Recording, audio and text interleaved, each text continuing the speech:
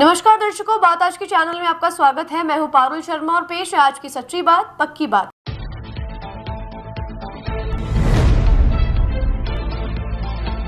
राज्य कर्मचारियों ने कलेक्ट्रेट पर किया प्रदर्शन, वेतन विसंगतियों पर जताया रोष।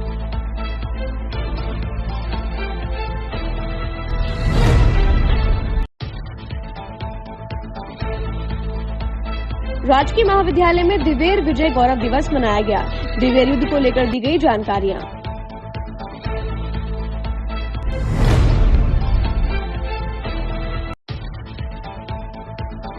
हार्डकोर अपराधी को जेल में सिम देने के आरोप में जेल प्रहरी गिरफ्तार। जेल में बरामद हुआ था मोबाइल।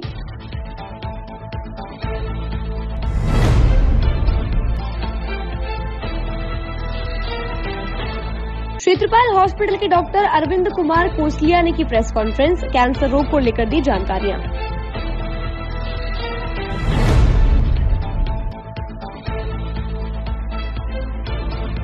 नगर निगम ने लगाया चिकित्सा परामर्श शिविर। स्थायी व अस्थायी कर्मचारियों को दिया गया परामर्श।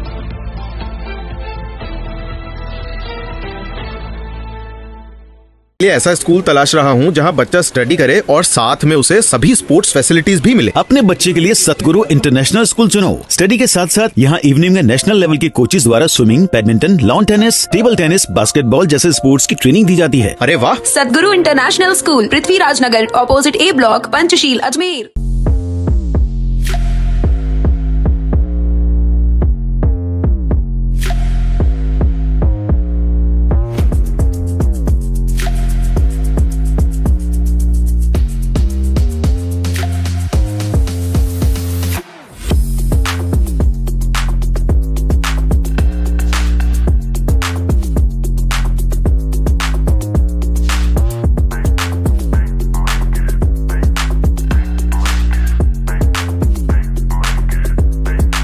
ये है मिस्टर जीले और ये है मिस्टर डीले। हेलमेट पहन। वहाँ डीले बोले, अरे यार, यहाँ जीले हर मोड़ पर है तैयार। Take me to the nearest petrol pump. ये बन गए कूल भुलैया। जीले जाने गली गलियां। मॉरल ऑफ द स्टोरी ये है कि जब लाइफ में रहना हो आगे तो कनेक्टेड रहना है जरूरी। TVS Jupiter with smart connect, voice assist, turn by turn navigation और कॉल एंड एसएमएस अलर्ट्स के साथ कनेक्टेड रहिएगा तो फायदे में रहिएगा। टीवीएस जुपिटर, ज्यादा का फायदा।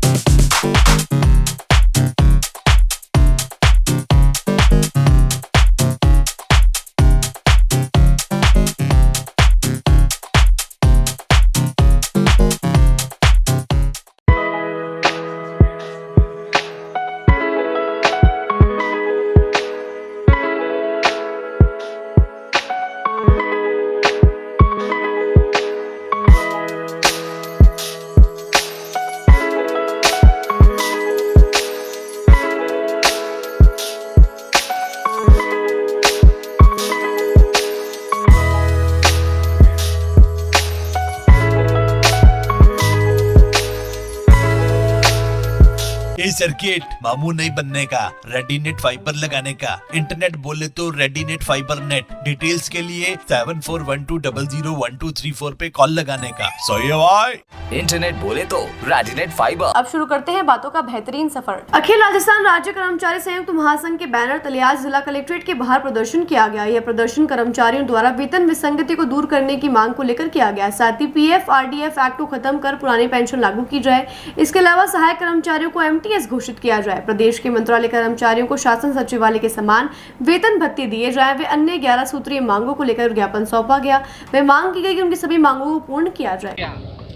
आज अखिल राजस्थान राज्य कर्मचारी संयुक्त महासंघ अजमेर के नेतृत्व में जिला कलेक्टर महोदय को कर्मचारियों की जायज़ मांगों के अनुसार ज्ञापन दिया गया है और ये हमारी मुख्य मांगें कई सालों से लंबित चली आ रही है। तो सरकार से हम मांग करते हैं कि हमारी जो मांगें हैं उनका पूरा करें। किस तरीके की मांगें हैं? जैसे ये हमारी ओपीएस है जो इस भारत सरकार ने अभी जो ये नई पेंशन यूपीएफ चला रखी है उसको एक तो निरस्त किया जाए और जो हमारी पूर्ववर्ती सरकारों ने जो ओपीएस पुरानी स्कीम चला रखी है उसको लागू रखें और 41,000 रुपये जो हमारे जो 41,000 करोड़ रुपए जो हमारे ये पीआरएफ इंडिया जो गवर्नमेंट ने जो हमारे रख रखे हैं उनको भी हमारे राज्य सरकार को हमारे लौटावें और हमारे पीएफ में जमा करावे कर्मचारियों की।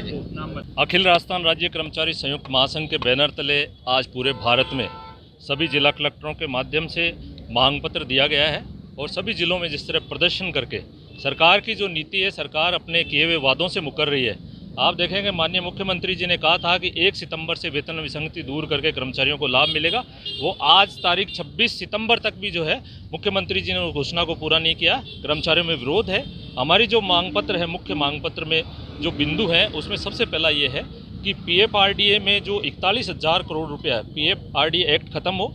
पुरानी पेंशन जो है वो भारतवर्ष में जिस तरीके से पुरानी पेंशन थी वो लागू रहनी चाहिए। मुख्य मुद्दा वेतन विसंगति का है। वेतन विसंगति दूर करके 2013 के जो अनुसूची 5 में जो है वो 7वें वेतन आयोग के अनुसार सबका वेतन निर्धारण होना चाहिए।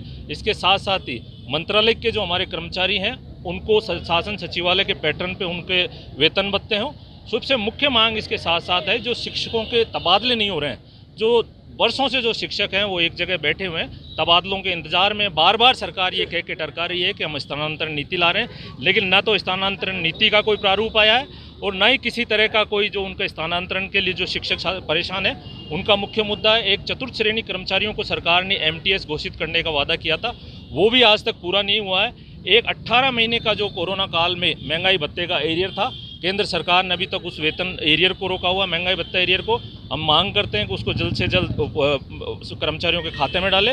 एक जो सबसे बड़ा मुद्दा अभी कर्मचारियों के बीच आ रहा है कि जनवरी 2026 से 8वें वेतन आयोग की सिफारिश से लागू होनी है, लेकिन केंद्र सरकार ने आज दिनांक तक भी जो है वो वेतन आयोग का गठन नहीं हुआ है। तो पूरे भारत के कर्मचारियों में एक रोष है और आज पूरे भारत के जो कर्मचारी हैं वो इसी तरीके से जिला कलेक्टर पे जो है वो प्रदर्शन कर रहे हैं और एक मांग पत्र जो है वो सरकार को भिजवा रहे हैं। अजय सैनी, प्रदेश मंत्री, अखिल राजस्थान राज्य कर्मचारी संयुक्त महासंघ।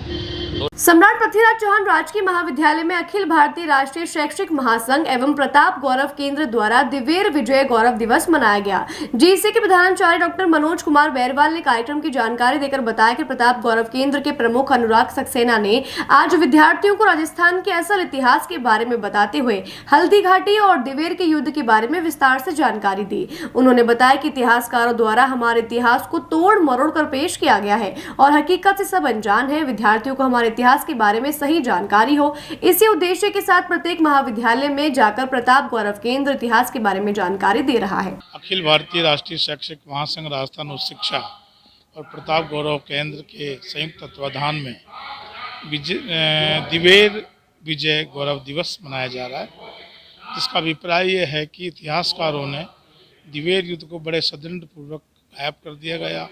हल्दी घाटी में महाराणा प्रताप को हारा हुआ माना गया, इसलिए सभी बच्चों तक, सभी लोगों तक सही तथ्य पहुँचे। इसके माध्यम से प्रताप गौरव केंद्र के माध्यम से ये कार्यक्रम प्रत्येक महाविद्यालय में और प्रत्येक राजस्थान के कोने कोने में चल रहा है। हम उसी कार्यक्रम को लेकर के आज हमारे अनुराग जी सक्सेना जो प्रताप गौरव केंद्र के प्रमुख हैं वो इस बात को बताने आए हैं और ये बताने आए हैं कि दिवेर का जो युद्ध है वो राजस्थान की थर्मापौली है और उस युद्ध से बहुत कुछ हमें महत्वपूर्ण बातें प्राप्त होती हैं। वामपंथी इतिहासकारों ने जिस प्रकार से षड्यंत्र करके हमारे युद्धों का बिगाड़ा है, उन सबको सुधारने के लिए अखिल भारतीय राष्ट्रीय शैक्षिक महासंघ और आपके हमारा महाराणा गौरव प्रताप केंद्र दोनों मिलकर के इसको सुधारने का प्रयास कर रहे हैं ताकि बच्चों तक की सही जानकारी पहुंचे। आज के कौन मुख्य आज के हमारे मुख्य वक्ता अनुराग जी सक्सेना हैं, जो महाराणा गौरव प्रताप केंद्र के प्रमुख हैं, हमारे नारायण जी हैं, मैं हूँ, दिलीप जी हैं और पूरा महाविद्यालय परिवार और विशेष रूप से इतिहास विभाग इसका संचालन करवा रहा है। अजमेर के सिविल लाइन थाना पुलिस ने हाई सिक्योरिटी जेल में मोबाइल और सिम मिलने के मामले में मुख्य जेल प्रहरी को गिरफ्तार किया है। जेल प्रहरी के द्वारा जेल में बंद विचाराधीन बंदी के भाई से सिम मंगवाकर हार्डकोर बंदियों को दी गई थी। जेल प्रशासन के सर्च ऑपरेशन में मोबाइल और सिम बरामद हुई थी। सिविल लाइन थाना पुलिस के द्वारा पूर्व में 2 हार्डकोर बंदियों को भी गिरफ्तार किया जा चुका है। पुलिस उपाधीक्षक रुद्र प्रकाश शर्मा ने बताया कि जून 2024 में हाई सिक्योरिटी जेल में मोबाइल और सिम मिलने के मामले में मुख्य जेल प्रहरी रूपनगर निवासी वीरपाल 35 वर्षीय पुत्र किशन को देर रात गिरफ्तार किया गया है। गिरफ्तार मुख्य प्रहरी से मामले में पूछताछ जारी है। ये 27 जून 2024 को हाई सिक्योरिटी जेल में एक कीपैड मोबाइल और सिम बरामद हुए थे, जिस पर 42 कारागृह अधिनियम में जेल सुपरिटेंडेंट द्वारा एक मुकदमा सिविल लाइंस थाने में दर्ज करवाया गया, जो है 241/24, जिसकी जांच श्रीमान आईजी साहब के निर्देशानुसार मुझे सौंपी गई। अनुसंधान में सामने आया कि ये जो मोबाइल मिला हाई सिक्योरिटी जेल में, ये मोबाइल है, इस पर एक सिम जो है वो चल रही थी और यह सिम जो है एक कालूराम मोगया नाम के व्यक्ति के नाम से थी, जो केकड़ी का रहने वाला है। जब कालूराम मोगया को बुलाकर पूछताछ की गई तो इसने बताया कि इसका भाई मुकेश मोगया हाई सिक्योरिटी जेल में उस वक्त विचाराधीन कैदी के रूप में लाया गया था और उससे मुलाकात करने जब ये आया तो वहाँ पर हेड वार्डन, जो कि हाई सिक्योरिटी जेल में पोस्टेड है, वीरपाल पुत्र किशनपाल निवासी सिनगारा रूपनगढ़, इससे मुलाकात हुई। वीरपाल द्वारा कालूराम मोगया को कहा गया कि तू 2 सिम इशू करवा के मेरे को देना, और उसके कहने पर वहीं पर ही पास में जो है उसने 2 सिम इशू करवाई और उस वक्त ले जाकर वीरपाल हेड वार्डन को दी। वीरपाल हेड वार्डन द्वारा हार्डकोर क्रिमिनल्स विक्रम गुर्जर और रोशन जाट, जो अलग अलग मामलों में हाई सिक्योरिटी जेल में बंद है, उनको ये सिम मुहैया करवाई गई और उनके द्वारा भी पूछताछ नोट में ये बात स्वीकार की गई है। अभी किसको गिरफ्तार किया है? पूर्व में इसमें 6 सितंबर को विक्रम गुर्जर और रोशन जाट, जो कि हार्डकोर क्रिमिनल्स हैं, हाई सिक्योरिटी जेल में बंद है, उनको गिरफ्तार किया गया था प्रोटेक्शन वारंट पर लेकर। और वीरपाल हेड वार्डन नंबर 355 की भूमिका सामने आने पर कल देर रात उसको गिरफ्तार किया गया है और संबंधित विभाग को इसकी सूचना दे दी गई है। अब आगे क्या पूछताछ होगी? अभी तो और भी जो है, अगर किसी का नाम इसमें सामने आता है तो वो जो है अभी विचाराधीन है प्रकरण, और अगर उसके कोई जांच आएगी तो उसके अनुसार कार्रवाई की जाएगी।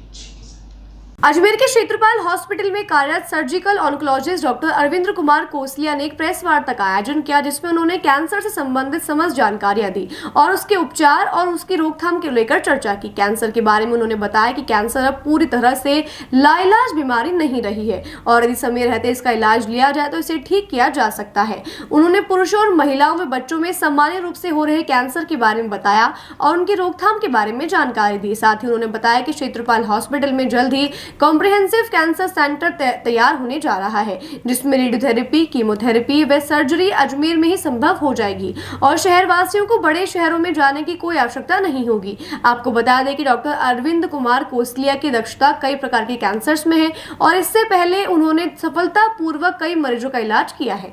नमस्कार, मेरा नाम डॉक्टर अरविंद कुमार कोसलिया है। मैं सर्जिकल ऑन्कोलॉजी डिपार्टमेंट में सर्जिकल ऑन्कोलॉजिस्ट के रूप में क्षेत्रपाल हॉस्पिटल में कार्यरत हूँ। मेरी ट्रेनिंग MBBS व MS मेरा नई दिल्ली से था। उसके बाद मेरा MC सर्जिकल ऑन्कोलॉजी मैंने एम्स जोधपुर से किया। क्षेत्रपाल में है? जी हाँ, मैं अभी प्रेजेंटली क्षेत्रपाल हॉस्पिटल में सर्जिकल ऑन्कोलॉजी विभाग में हूँ। डॉक्टर साहब, आज हम बात करने वाले हैं कैंसर की एक जो बड़ी बीमारी है उसको लेकर। सबसे पहले मैं ये जानना चाहूँगा कि कैंसर क्या है और एक आम आदमी को इसको किस तरीके से, किस भाषा में इसको समझाना? देखिए, अगर आसान भाषा में इसके बारे में जाने तो जो कैंसर है वो हमारे और आपके शरीर, सभी के शरीर के अंदर कोशिकाएं ही होती हैं। तो जो कैंसर की कोशिकाएं होती हैं, इनके अंदर एक एबिलिटी आ जाती है जिसमें ये निरंतर बढ़ती चली जाती हैं। इनमें इनको रोकने की क्षमता जो शरीर की होती है, उसमें जो भी दिक्कतें होती हैं, उन दिक्कतों के कारण ये कंट्रोल में नहीं रहती और फिर निरंतर बढ़ती जाती है और एक गठान या कैंसर का रूप ले लेती है। अच्छा, कई बार लोगों के कहना है कि ये जानलेवा बीमारी है, लाइलाज बीमारी है, इसके बारे में आप क्या कहना चाहेंगे? देखिए, कैंसर को जानलेवा या लाइलाज बीमारी बोलना बिल्कुल पूरी तरीके से तो ठीक नहीं है। ये निर्भर करता है कि मरीज हमारे पास में किस तरह के कैंसर को लेके आता है, किस स्टेज पे वो हमारे पास में इलाज के लिए आता है और किस अंग में उसे कैंसर होता है। तो इन पर निर्भर करते हुए अगर मरीज सही समय पर सही स्टेज पे हमारे पास जल्दी इलाज के लिए आता है, वो पूर्ण इलाज लेता है, तो ये पूरी तरीके से इलाज हो सकता है इसका। अच्छा, अगर अपन उपचार की बात करते हैं तो कैंसर के उपचार किस तरह से? देखिए, कैंसर के मूलतः 3 उपचार होते हैं, जिसमें सर्जरी का उपचार आता है, कीमोथेरेपी या दवाइयों का उपचार आता है और रेडियोथेरेपी या रेडिएशन का उपचार आता है। तो मरीज पर जिस तरह का कैंसर है, जिस स्टेज का कैंसर है, उसके अनुसार या तो मरीज को सिर्फ सर्जरी के द्वारा ठीक किया जा सकता है या किन्हीं मरीजों में हमें सर्जरी, कीमोथेरेपी व रेडिएशन की जरूरत पड़ती है और कुछ मरीजों में हमें कीमोथेरेपी व सर्जरी की जरूरत पड़ती है। अच्छा, रोकथाम के लिए अगर इसके क्या क्या उपाय हैं? देखिए, रोकथाम के लिए सबसे पहले जो हमारी जनता है, हमारे समाज में लोगों को कैंसर के प्रति जागरूक होने की आवश्यकता है, जिसमें कैंसर होने के कारण वो थोड़े बहुत जाने तो उनके लिए और सभी के लिए बेहतर है। सिंपल हमारी लाइफ में अगर हम कुछ चेंजेस बदलाव करें, जैसे कि ये तंबाकू के पदार्थों का सेवन है जो मुंह के कैंसर और गले के कैंसर का कॉमन कारण है, अगर इन चीज़ों को छोड़े तो फिर इन चीज़ों से जो ये होने वाला कैंसर है तो इसमें रोकथाम मिलती है। और किन्हीं के परिवारों में अगर किसी को कैंसर हुआ है जो आनुवंशिक कारणों की वजह से होता है, तो ऐसे परिवारों में लोगों को सतर्क रहने की आवश्यकता है और समय समय पर अपना इलाज डॉक्टर से कराने की जरूरत है। तो सब जैसे कि अभी आपने बताया, कैंसर कई तरीके के होते हैं, मगर आप किस कैंसर के जो रोग है उसमें दक्षता है? देखिए, जैसे मैंने आपको पहले बताया, मेरा सर्जिकल ऑन्कोलॉजी का ट्रेनिंग जोधपुर में हुआ था और हमें मुंह के कैंसर, गले के कैंसर, स्तन के कैंसर, फेफड़े के कैंसर, मलाशय का कैंसर, आंतों का कैंसर, पित्त की थैली का कैंसर, इन सभी के कैंसर्स की अच्छे से ऑपरेशन में हमें दक्षता मिली है। बाकी मैं मस्तिष्क के कैंसर, रीढ़ की हड्डी के कैंसर है, इनके ऑपरेशन नहीं करता, बाकी सभी कैंसर्स के सर्जरीज करता हूँ। डॉक्टर साहब, राजस्थान की अगर हम बात करते हैं तो राजस्थान में कौन कौन से कैंसर के जो प्राय है वो संभवतः यहाँ पाए जाते हैं? जो डाटा सजेस्ट करता है, पुरुषों में मुख्यतः मुंह का कैंसर, गले के कैंसर, आंतों का कैंसर और गुर्दों का कैंसर, ये कैंसर कॉमनली पाए जाते हैं। सबसे ज्यादा कॉमन मुंह का कैंसर और फेफड़ों का कैंसर है। बाकी महिलाओं में स्तन का कैंसर और फिर गर्भाशय का, अंडकोश का और सर्विक्स का कैंसर होगा। अच्छा, आनुवंशिक कैंसर क्या है? देखिए, आनुवंशिक शब्द से हम ये जान सकते हैं कि जैसे कुछ परिवारों में हम बोलते हैं कि उनके पिताजी को था, फिर बच्चों को हो गया, या बहनों को था या माताओं को था। तो आनुवंशिक चीज होती है वो एक परिवार के अंदर पास ऑन होती है। जैसे अगर परिवार होता है तो जीन्स के थ्रू वो बच्चों में होने का उसका खतरा जो नॉर्मल लोगों की तुलना में ज्यादा होता है। डॉक्टर साहब, अगर महिलाओं की अगर हम बात करते हैं तो ब्रेस्ट कैंसर जो होता है महिलाओं में, जिसको लेकर आप अजमेर वासी को क्या कहना चाहते हैं? देखिए, मैं अजमेर में जो अपनी महिलाएं और जो बहनें उनको ये बताना चाहता हूँ, अगर आपको किसी प्रकार की गठान है और आपकी उम्र जो 10-20 साल की उम्र से ज़्यादा है और लंबे समय तक गठान है या किसी गठान में अचानक बदलाव आता है या निप्पल से खून का रिसाव होता है या बगल में कोई गठाने बनती हैं, तो ये सब इन लोगों में कैंसर होने की संभावना ज़्यादा होती है, तो इसका समय पर इलाज कराएं। और पुरुषों की अगर हम बात करते हैं, मतलब पुरुषों में किस तरीके का पाया जाता है और क्या कारण होता है? वो जैसे मैंने पहले बताया, मुंह का कैंसर सबसे ज़्यादा हमारे पुरुषों में कॉमनली पाया जाता है। उसमें मुंह के अंदर छाला हो सकता है, जीभ के अंदर छाला हो सकता है, या दांत अपने आप ढीले होकर अपने आप गिर जाते हैं, या दांत निकलवाने के बाद में कोई जो जख्म है जो ठीक नहीं हो रहा है और जो 21 दिन के ऊपर का अल्सर है, ये सब सिम्टम्स में कैंसर होने की संभावना ज़्यादा है। महिला पुरुष के बाद में बच्चों की अगर हम लोग बात करते हैं डॉक्टर साहब, तो बच्चों में किस तरीके के कैंसर पाए जाते हैं? देखिए, जो बच्चों के कैंसर हैं वो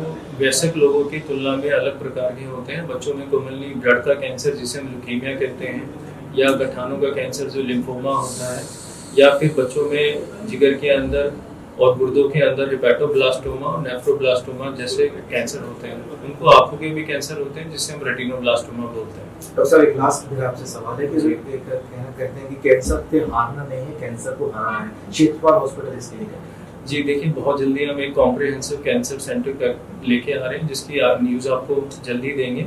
और तो कैंसर से डरना नहीं है, मतलब सबसे पहले हमारी लोगों को यही मानसिकता रहती है कि जैसे ही उन्हें पता लगता है कि मरीज हमारे परिवार में किसी सदस्य को कैंसर हुआ है, तो वो मरीज से भी ये बात छुपाते हैं और परिवार जल्दी से इसका एक समय पर इलाज नहीं कराता है। अगर समय से सही इलाज कराया जाए, ये पूर्ण तरीके से इसका पूर्ण इलाज हो सकता है। अजमेर में शेखपाल हॉस्पिटल के लिए क्या कहना चाहेंगे कैंसर की बीमारी? देखिए, इसके प्रति जागरूक होने की आवश्यकता है और हमारे अस्पताल में कॉम्प्रिहेंसिव कैंसर सेंटर आ रहा है, जिसमें हमारी रेडिएशन मशीन और कीमोथेरेपी का इलाज और सर्जरी का इलाज वो पूर्ण तरीके से हम पूरा ट्रीटमेंट देंगे। जो आपको ये अलग सेंटर जो जैसे जिन इलाज के लिए मरीज जयपुर जाता है, दिल्ली जाता है, ये सारा ट्रीटमेंट यहाँ अवेलेबल होगा।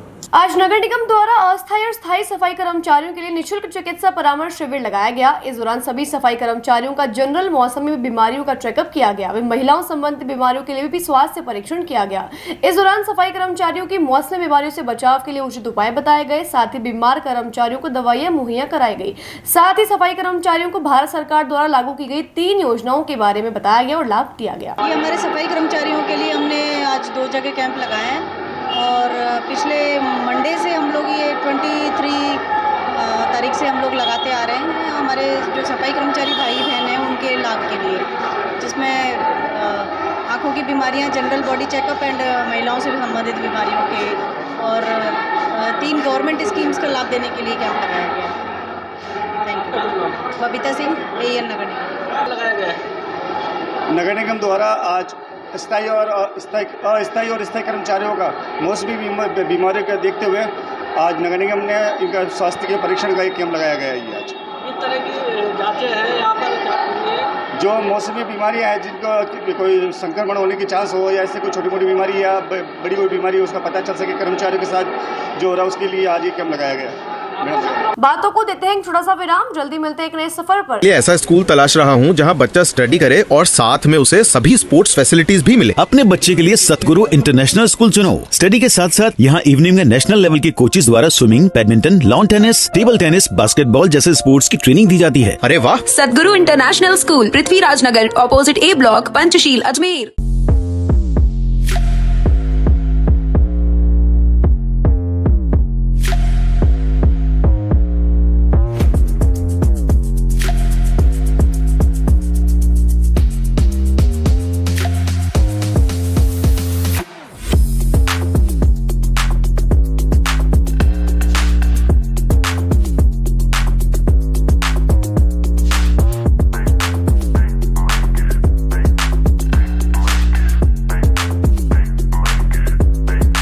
ये है मिस्टर जीले और ये है मिस्टर डीले। हेलमेट पहन। वहाँ डीले बोले, अरे यार, यहाँ जीले हर मोड़ पर है तैयार। Take me to the nearest petrol pump. ये बन गए कूल भुलैया। जीले जाने गली गलियां। मॉरल ऑफ द स्टोरी ये है कि जब लाइफ में रहना हो आगे तो कनेक्टेड रहना है जरूरी। TVS Jupiter with smart connect, voice assist, turn by turn navigation और कॉल एंड SMS अलर्ट्स के साथ कनेक्टेड रहिएगा तो फायदे में रहिएगा। TVS Jupiter, ज्यादा का फायदा।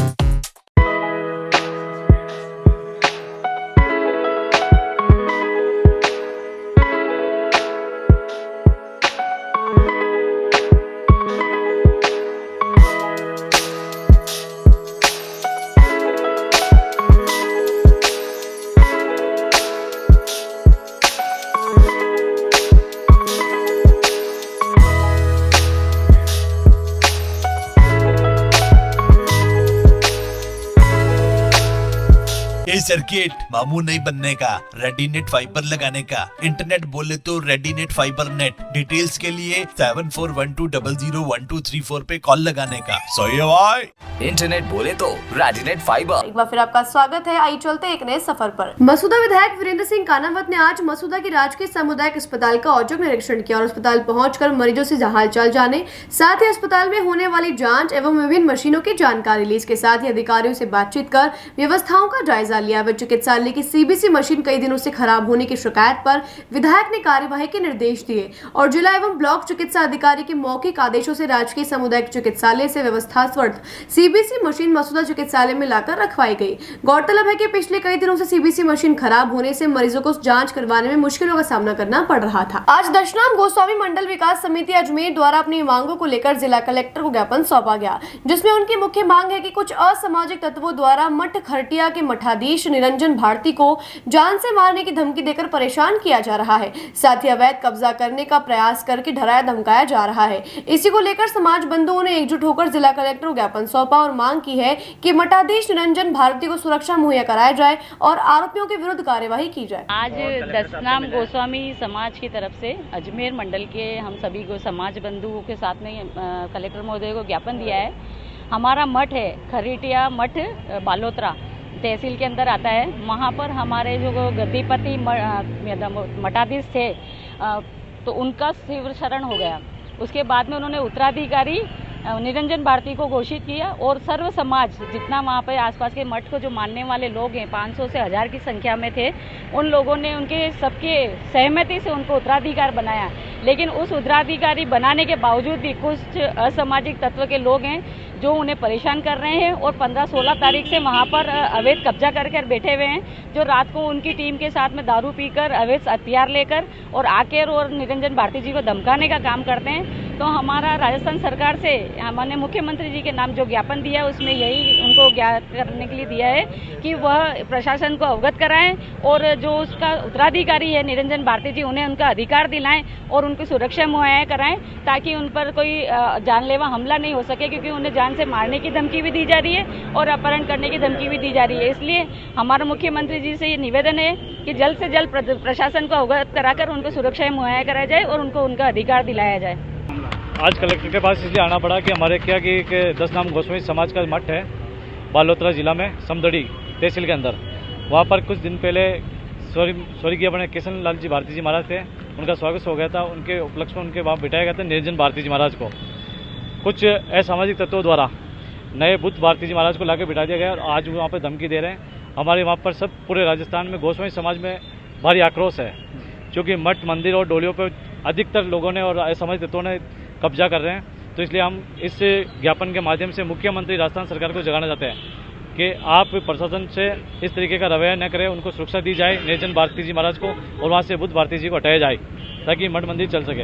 वहाँ पर अतिथक लोगों ने अजागरूकता फैलाना और वहाँ पर संपत्ति को नुकसान पहुँचाना कार्य कर रहे हैं। तो हमारे प्रदेशाध्यक्ष अनुसार और पूरे राजस्थान दशनाम गोस्वामी समाज इस कार्य संदर्भ में जगह जगह उपखंड अधिकारियों को और जिला प्रशासन को और जिला कलेक्टर के द्वारा मुख्यमंत्री को अवगत कराने के लिए ज्ञापन दिया गया है। आज ग्राम खरेकड़ी के ग्रामवासी विवाहित महिला की हत्या के बाद पुलिस की कार्यवाही से नाखुश होकर त्वरित कार्यवाही की मांग को लेकर जिला अधीक्षक कार्यालय पहुंचे।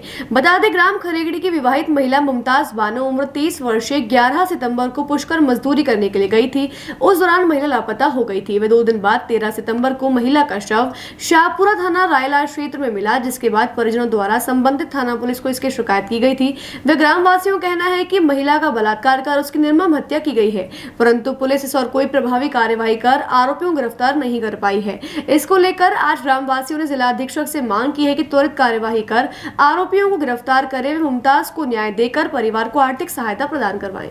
ग्राम खरेकड़ी की हमारी बहन बेटी मुमताज बानो 11 सितंबर को मजदूरी के लिए निकली थी पुष्कर, तो मजदूरी से निकली, घर नहीं आई, लापता हो गई। परिवार वालों ने तलाश किया, कहीं पता नहीं चला। 13 सितंबर को रायला थाना क्षेत्र जिला शाहपुरा से पुलिस थाने से फ़ोन आया कि एक हड्डी फैक्ट्री के पास नदी के किनारे एक डेड बॉडी मिली है। जब परिवार के लोगों ने, उनके पति ने जब जाके शिनाख्त की तो महिला मुमताज बानो ही थी। वहाँ मुकदमा दर्ज हुआ। मुकदमा दर्ज होने के आज 15 दिन बाद कोई भी कार्रवाई नहीं हुई है। पुलिस प्रशासन का ढीला रवैया, ऐसा लग रहा है हमको। और हमें पूरा अंदेशा है कि युवती का यहाँ से पुष्कर से अपहरण कर बलात्कार कर हत्या की गई, हत्या भी निर्मम तरीके से की गई। तो हम चाहते हैं कि जल्द से जल्द हत्यारे पकड़े जाएं। और क्योंकि महिला रोज़ मजदूरी करने वाली थी तो आर्थिक रूप से भी बहुत कमज़ोर परिवार है, तो उन्हें सरकार की ओर से आर्थिक सहायता मिले। हमने मुख्यमंत्री महोदय को जरिए कलेक्टर साहब के ज्ञापन सौंपा है और हमारी मांग है कि शीघ्र से शीघ्र हत्यारे पकड़े और पीड़िता को कोई आर्थिक सहायता प्रदान की जाए। ये आज हम हमारे समाज की एक युवती मुमताज़ बानो खरेकड़ी गांव की है, जो 11 तारीख को गांव खरेकड़ी से पुष्कर की ओर काम पे गई थी। तो वहाँ से काम पे गई, उसके बाद शाम को घर पे नहीं लौटने से पता चला भाई आज आई क्यों नहीं, क्या बात है। तो उस चीज़ को लेकर के काफ़ी जो है तलाशी वगैरह भी हुई, तो पता चला कि फेसबुक और व्हाट्सएप इंस्टा इसके माध्यम से पता चला कि भाई वो पुष्कर से जो किसी के साथ बैठ कर के और इधर जो भी अपराधी थे रायला थाने के वहाँ हड्डी फैक्ट्री के वहाँ उसकी लाश मिली है। तो इस चीज़ को लेकर के हम आज माननीय मुख्यमंत्री महोदय को एक ज्ञापन दिया है, सभी समाज के लोगों ने, समाज के पदाधिकारी हमारे। और मैं एक बात और कहना चाहूँगा मीडिया के माध्यम से कि राजस्थान की सरकार अपने आप को ईमानदार स्वच्छ छवि की बात करती है। मैं कहना चाहता हूँ कि आज वो अपराधियों से आम जन पे विश्वास मैं नहीं समझता हूँ। अपराधियों में कोई भय नहीं है और आम जन खुलेआम घूम रहा है। मैं अभी 2 दिन पहले का किशनगढ़ का जो मामला हुआ उसके अंदर 10 के 10 आरोपी पकड़े गए। तो आज हमारे को इस मुकदमे को कम से कम 12 से 15 दिन हो गए, मामला सुनने ही है। तो मेरा ये निवेदन है मीडिया के माध्यम से आप प्रशासन और सरकार तक हमारी बात को पहुंचाएं कि अपराधी तुरंत पकड़ा जाए और हमारी जो पीड़ित पक्ष है उसको न्याय मिले। बातों को देते हैं एक छोटा सा विराम, जल्दी मिलते हैं एक नए सफर पर। ये ऐसा स्कूल तलाश रहा हूँ जहाँ बच्चा स्टडी करे और साथ में उसे सभी स्पोर्ट्स फैसिलिटीज भी मिले। अपने बच्चे के लिए सतगुरु इंटरनेशनल स्कूल चुनो। स्टडी के साथ साथ यहाँ इवनिंग में नेशनल लेवल के कोचेज द्वारा swimming, badminton, lawn tennis, table tennis, basketball जैसे स्पोर्ट्स की ट्रेनिंग दी जाती है। अरे वाह! सतगुरु इंटरनेशनल स्कूल, पृथ्वीराज नगर, ऑपोजिट ए ब्लॉक, पंचशील, अजमेर।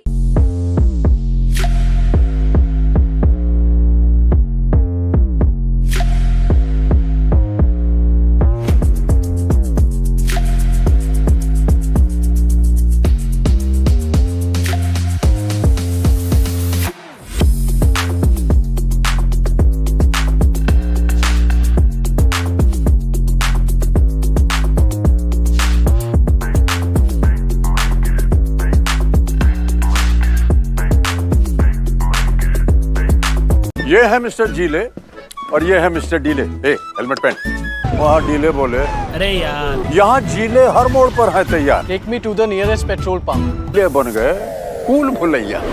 जीले जाने गली गलियां। मॉरल ऑफ द स्टोरी ये है कि जब लाइफ में रहना हो आगे तो कनेक्टेड रहना है जरूरी। TVS Jupiter with smart connect, voice assist, turn by turn navigation और कॉल एंड एसएमएस अलर्ट्स के साथ कनेक्टेड रहिएगा तो फायदे में रहिएगा। टीवीएस जुपिटर, ज्यादा का फायदा।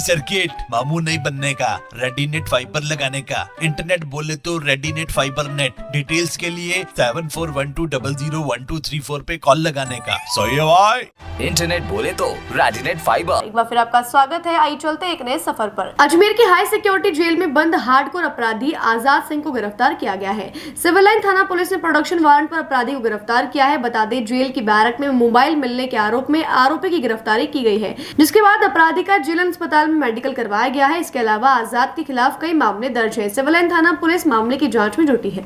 आजाद सिंह है, सवाई सिंह हार्डकोर जेल से लाए हैं उसको। किस मामले में? 103/22 मुकदमा नंबर दर्ज था पहले से, अनुसंधान के लिए लाए। कहाँ मिला था इसके बाद? जेल में। जेल में कौन से जेल में? High security. तो अपने थाने पर मामला दर्ज हुआ था? मामला दर्ज 2022 का है। तो इसका क्या कोर्ट में पेश करूंगा? हाँ, अनुसंधान के बाद आप बोलो। भाद्रपद शुक्ल पक्ष राधा अष्टमी के दिन से लेकर अश्विनी कृष्ण पक्ष श्राद्ध पक्ष के अष्टमी के दिन तक 16 दिवसीय वैभव महालक्ष्मी व्रत किया जाता है। आज श्राद्ध पक्ष के अष्टमी के दिन 16 दिन के व्रत पूरे होने पर महिलाओं ने 16 सुहाग की वस्तुएं, फूल, मिठाई आदि वस्तुएं चढ़ाकर पूजा पाठ करने के बाद 16 दीपक जलाकर वैभव लक्ष्मी का व्रत किया और पूजन किया। साथ ही महालक्ष्मी जी के मंदिर में पूजा अर्चना करने के बाद परिवार में खुशहाली की कामना की। इस अवसर पर मंदिर में विशेष श्रृंगार किया गया, वे महाआरती की गई, वे भक्तों में प्रसाद भी वितरित किया गया। ये सब आयोजन मराठा कालीन श्री वैभव महालक्ष्मी मंदिर शिवसागर आगरा गेट अजमेर में आयोजित हुआ। ये आज भाद्रपद शुक्ल पक्ष राधा अष्टमी के दिन माताएं बहनें महालक्ष्मी का व्रत करती है। ये 16 दिन चलता है और आश्विन जो कृष्ण पक्ष अष्टमी को ये व्रत का समापन होता है। आज के दिन माता जी का प्राकट उत्सव माना जाता है सनातन धर्म के अंदर। और जो है आज के दिन 16 दिन तक माताएं 16 दिन व्रत करती है। माता गज रश्मि गज के ऊपर बैठी महालक्ष्मी का पूजन करती है और 16 दिन तक सुहाग की चीज़ें, साड़ी है, बिंदी है, केले है, इलायची, लौंग इलायची, काजू बादाम जो है, फल, मिठाई इत्यादि इकट्ठा करती है। और आज के दिन जो अष्टमी को आखिरी पूजा करके महालक्ष्मी के चरणों में अर्पित करती है। ये व्रत जो है संतान प्राप्ति के लिए, सुहाग प्राप्ति के लिए माताएं बहनें करती है। ये व्रत सभी समाज के करते हैं और जो महालक्ष्मी का वो उत्सव मनाया जाता है। आज के दिन आगरा गेट वैभव मराठा कालीन वैभव महालक्ष्मी मंदिर के अंदर माता रानी का विशेष श्रृंगार किया गया और सब 16 सुहाग की चीज़ें जो माता रानी के अर्पण की गई। माता बहनें सुबह से प्रातः 5 बजे से आ रही है और अपनी अपनी सुहाग की चीज़ें माता रानी दीर्घायु, पति की प्राप्ति के लिए, संतान प्राप्ति के लिए, घर में सुख शांति के लिए अर्पण के माताएं 16 चीज़ें जो है एक टोकरी में रखकर, लाल कपड़े में रखकर, चुन्नी रख के 16 चीज़ें सुहाग की सब चीज़ें जो माता रानी के अर्पण कर रही है। मनोकामना पूर्ण के लिए माता रानी के सुबह से 5 बजे से भक्त आ रहे हैं और रात को 10-11 बजे तक बच्चे चलते रहेंगे। कब से कब तक मनाया जाता है? ये जो है भाद्रपद कृष्ण पक्ष राधा अष्टमी से प्रारंभ होता है, जो आश्विन कृष्ण पक्ष अष्टमी के दिन संपूर्ण होता है। इसको महालक्ष्मी का व्रत कहते हैं। महालक्ष्मी 10 दिन तक हाथी पर बैठ कर रहती है, इसी इसको गजलक्ष्मी कहते हैं। तो गजलक्ष्मी के रूप में उत्सव मनाया जाता है। और आज के दिन कई समाज जो है माता रानी का अवतरण दिन मानते हैं, प्राकट्य रूप मानते हैं। तो आज के दिन माता जी का जन्मदिन मनाते हैं और अपने सनातन धर्म में दिवाली को मनाते हैं। बंगाली समाज जो है, जो आपके शरद पूनम के दिन महालक्ष्मी का प्राकट उत्सव मनाए जाते हैं। नाम आपका? पंडित प्रकाश चंद्र शर्मा, आगरा गेट मराठा कालीन वैभव महालक्ष्मी मंदिर। ये व्रत राधा अष्टमी से शुरू होकर 16 दिन तक चलता है। ये हम माँ लक्ष्मी जी की पूजा करते हैं 16 दिनों तक। माँ लक्ष्मी जी की आज भाद्र मास के 8वीं तिथि पे माँ लक्ष्मी जी की पूजा की जाती है। श्रृंगार के 16 श्रृंगार के सामान चढ़ाए जाते हैं माँ जी के और माँ जी की पूजा की जाती है। माँ लक्ष्मी जी की पूजा अच्छे ढंग से और ये सुख सुविधा के लिए और अपने परिवार की अच्छी और भलाई के लिए ही करते हैं, ताकि सब घर में सुख शांति और अच्छे से सब होता रहे। ये माँ लक्ष्मी जी की कृपा हम सब पर बनी रहे। और आज के दिन 16 दीपक जलाए जाते हैं। माँ लक्ष्मी जी के सामने 16 दीपक जलाए जाते हैं, आरती की जाती है माँ लक्ष्मी जी की, उनको भोग खीर का लगाया जाता है। स्वामी कृष्णानंद जी महाराज की पावन प्रेरणा से पूज्य पार ब्रह्म ट्रस्ट एवं भारतीय सेवा समाज राजस्थान के संयुक्त तत्वावधान में हर माह की तरह इस माह भी प्रचंड बालाजी मंदिर अजयनगर में निःशुल्क आयुर्वेदिक चिकित्सा शिविर का आयोजन किया गया। शिविर प्रभारी कैलाश सिंह रत्नू ने बताया कि शिविर में 70 रोगियों ने लाभ प्राप्त किया। इससे पूर्व प्रचंड बालाजी मंदिर के अध्यक्ष ज्योति लालवानी, महासचिव प्रदीप तोलानी व नानक गजवानी ने जोत जगाकर शिविर का आरंभ किया। इस शिविर में जोड़ों का दर्द, शुगर, दमा, पथरी, लीवर पथरी, कमर दर्द, खांसी का मुफ्त जांच की गई और इलाज किया गया।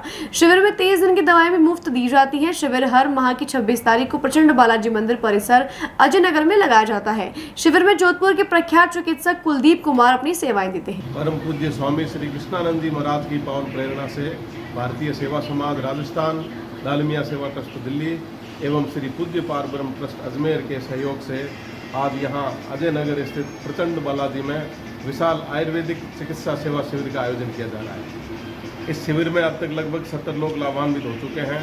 यह शिविर प्रति माह की 26 तारीख को यहाँ पर आयोजित किया जाता है। इसमें बहन ज्योति जी, नानक जी, प्रदीप जी भाई साहब एवं इनकी समस्त टीम का मैं साधुवाद ज्ञापित करना चाहता हूँ कि यह शिविर यहाँ पर प्रति माह इनके सहयोग से आयोजित होता है। श्री पूज्य पार ब्रह्म ट्रस्ट अजमेर बहुत ही अनुकरणीय सेवाओं का संचालन कर रहा है और इसमें लोगों को लाभ मिले, जो वंचित लोग हैं, जहाँ तक कोई भी संस्था नहीं पहुँच पाती है, वहाँ पहुँचने का प्रयास किया जा रहा है। इस शिविर में आकर के मैं इस शिविर के माध्यम से आज आपसे अपील कर रहा हूँ कि यहाँ ज़्यादा से ज़्यादा लोग आकर के इस शिविर का लाभ लें। यह आयुर्वेदिक है, जो अपने पुराने पूर्वज हुए हैं उनके द्वारा दी हुई एक सौगात है और इसका ज़्यादा से ज़्यादा लोग लाभ लें। 1 महीने की दवा जोड़ों के दर्द, श्वास की तकलीफ, शुगर, पथरी, लीवर, खांसी आदि रोगों की अनुभवी चिकित्सक के द्वारा जांच करके निःशुल्क प्रदान की जा रही है। इसका लोग ज़्यादा से ज़्यादा लोग लाभ लें। आप शिविर में आकर के और इस सब लोगों ने जो मोटिवेशन दिया है इसके लिए मैं आभार व्यक्त करता हूँ। मेरा नाम कैलाश सिंह रत्नू, प्रभारी भारतीय सेवा समाज राजस्थान। आज के लिए बस इतना ही। कल फिर होगी आपसे मुलाकात, तब तक के लिए दीजिए इजाजत। नमस्कार।